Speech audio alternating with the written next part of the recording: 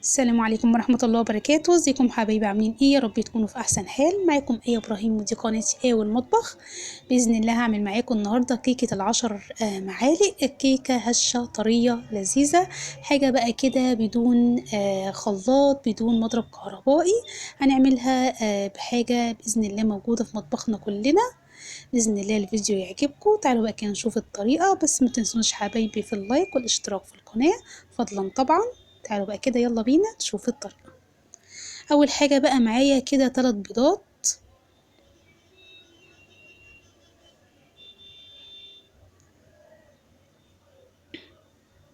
احط عليه كيس من الفانيليا. انا بحب دايما احط لكل بيضة كيس من الفانيليا عشان اضمن ان ريحة البيض ما تكونش موجودة في الكيك. طب احط ايه كمان؟ احط 10 معالق من السكر.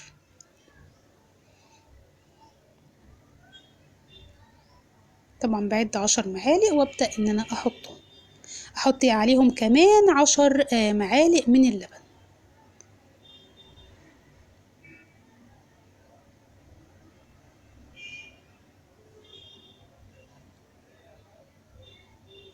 اجيب بقى كده المضرب السلك عندي العادي، وده باذن الله اللي موجود في بيوتنا كلنا، وهو ده بقى اللي هنشتغل بيه الكيكايه القمر بتاعتنا.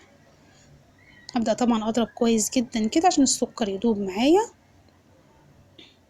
طب بعد ما ضربت بقى كويس كده هنزل بيه معلقه كبيره من عصير الليمون، يعني يعتبر كده نص ليمونه كبيره. تمام. طبعا طب ايه فايده بقى عصير الليمون؟ ان هو هيفتح معايا الكيكايه من جوه، ما يكونش لونها غامق. هبدأ طبعا اضرب برضو كويس. طب ايه اخر بقى اضافة عندي؟ معايا 10 معالق من الزيت، بس بما ان انا هنزل بالزيت شوية بشوية فمش هينفع احط معلقة معلقة، فطبعا عايرت بالمعلقة 10 معالق زيت وحطيتهم في البولة، وهبدأ طبعا انزل بالزيت شوية بشوية وهضرب بالمضرب السلك. كده خلاص اهو بقى خلصت سايلة عندي. هبدأ بقى اركنها على جنب. تاني خطوة عندي طبعا اللي هي المواد الجافة. معايا بقى 10 معالق من الدقيق،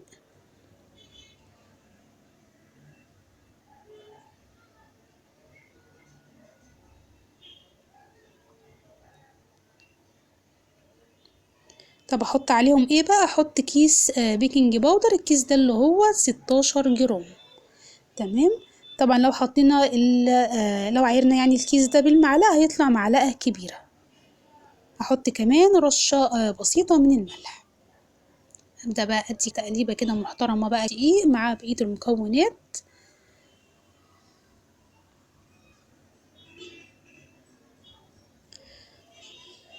ابدأ بقى انزل طبعا بالمواد السائلة، وطبعا هقلب كده بالمضرب السلك عندي.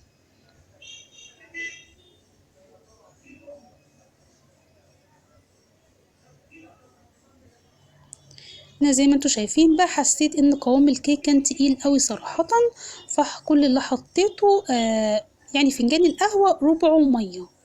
تمام. عشان يبقى قوامه بالشكل ده، يعني قوام متوسط، لا هو السايل قوي ولا في نفس الوقت اللي هو مش التقيل قوي اللي هو شبه العجين. لا انا عايزة قوام متوسط يكون بالشكل ده. طب جبت بعد كده عندي صينية 26 دهنتها بالسمنة. تقدر طبعا تدهنيها برضو بالزيت او الزبدة، المادة الدهنية طبعا اللي انتي حباها. وبعد كده هغلفها بالدقيق. هبدأ طبعا انزل كده بخليط الكيك عندي.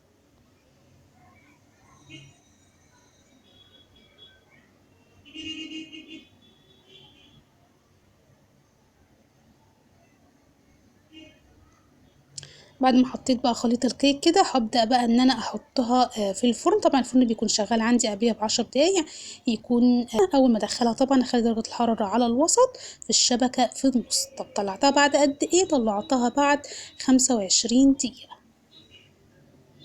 طبعا بحب طبعا اختبرها دايما بخل عشان اتأكد ان ما فيهاش عجين. هنا بقى الكيكاية القمر اهي طبعا بعد ما طلعت من الفرن. عايزه اقول لكم طبعا ان ميزه الطريقه دي ان انتي يعني مثلا يعني لو قاعده كده بالليل مثلا كده ومتدفيه واولادك جم قالوا لك مثلا يا ماما حابين حاجه حلوه او عايزين حاجه حلوه، هتجري بقى كده على المطبخ وتعملي اسرع والذ كيك في 10 دقايق هتكوني عاملاه وحطاه في الفرن. وعملوها معايا يعني جوزي وابني عملوها معايا قبل كده. كنت قاعدة بقى كده في أمان الله كده على الكنبة بالليل متدفية، ويا ماما عايزين حاجة حلوة. فدخلت طبعا المطبخ يعني وعملت لهم حاجة حلوة، بس ما كانتش كيكة دي صراحة يعني كنت لسه معرفش طريقتها. عملت لهم سد الحنك، بس طبعا مش عشان مش عشان يعني اقفل لهم بقهم يعني زي ما انتوا فهمتوا، لا عشان هم طلبوا مني الحلو ده بالاسم يعني. تعالوا بقى نشوف بقى اهي الكيكايه القمر، اهي طريه اهي وهشه معانا. يعني بصوا حاجه كده بقى بدون خلاط بدون مضرب كهربائي، آه يعني بالمضرب السلك يعني يعني زي ما بنقول كده كام ضربة كده من مضرب السلك وهنكون مخلصين الكيكاية وحاطينها في الفرن، حاجة سريعة. اتمنى الفيديو والطريقة تكون عجبتكم، ولو عجبتكم الطريقة متنسونوش حبايبي في الاشتراك واللايك. السلام عليكم ورحمة الله وبركاته.